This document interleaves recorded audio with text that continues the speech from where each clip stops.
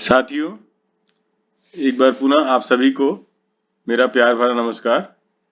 साथियों, आज मैं आपको फैमिली पेंशन जो है उसको कैसे कैलकुलेट करेंगे या फैमिली पेंशन कैसे दिया जाता है, इस बारे में आपको हम कुछ बताना चाहते हैं, और वो भी कैलकुलेशन के माध्यम से।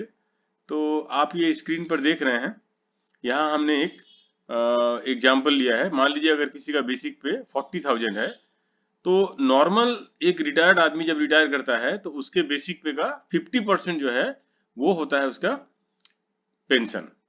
बट जो फैमिली पेंशन है वो होगा बेसिक पे का 30%।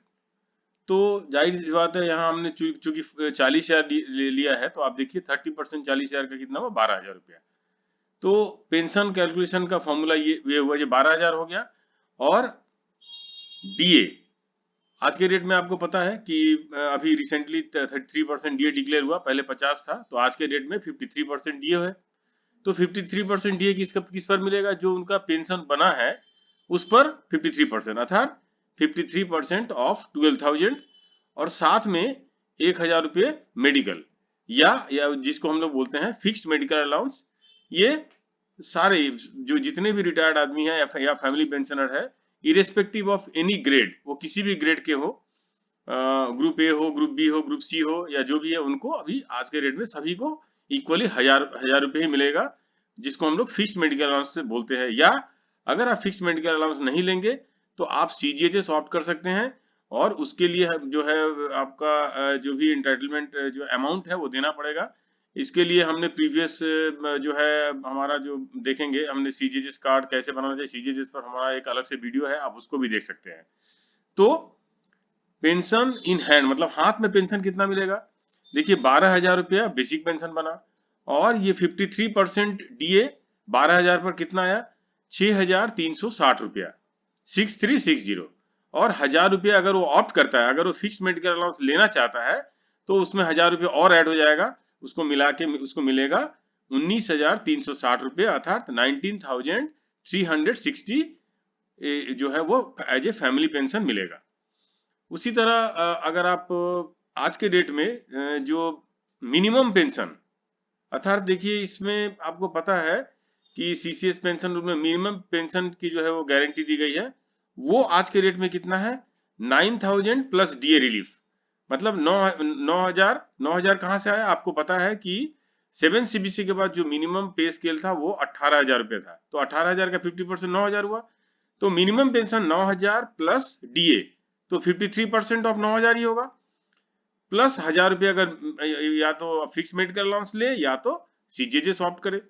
तो 9,000 प्लस 53% ऑफ 9,000 कितना हुआ, 4,770, अर्थात 4,770 रुपये, प्लस 1,000 रुपीज मेडिकल या फिक्स मेडिकल अलाउंस अगर वो ऑप्ट करते हैं तो इसको मिला के आप टोटल अमाउंट हुआ 14,770, अर्थात 14,770 रुपया।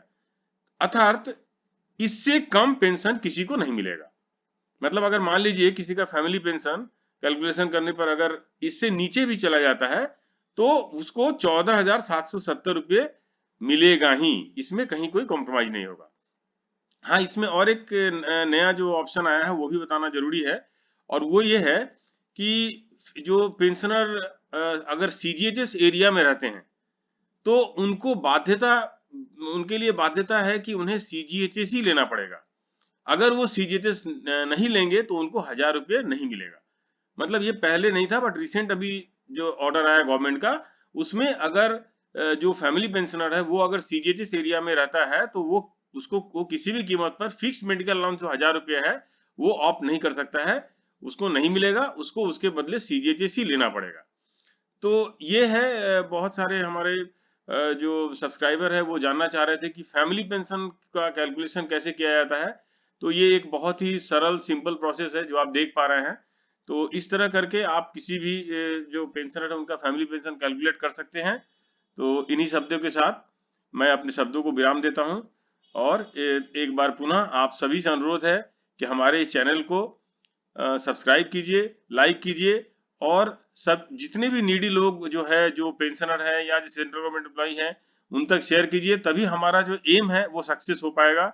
हम चाहते हैं, हमारा ये उद्देश्य है कि हम ये जितने भी हमारे मतलब रिटायर्ड लोग हैं या जो सेंट्रल गवर्नमेंट एम्प्लॉई हैं, उनको जितने भी अपडेटेड रूल्स एंड रेगुलेशन हैं, उनसे हम हमेशा अपडेट करते रहें, जिससे कि वे जो है इन फ्यूचर उनको जो है वो कोई शोषण ना कर पाए, और वो जो है अपना क्लेम जो सटीक उनको मिले, उनको कहीं नहीं जाना पड़े। यही उद्देश्य है। नमस्कार।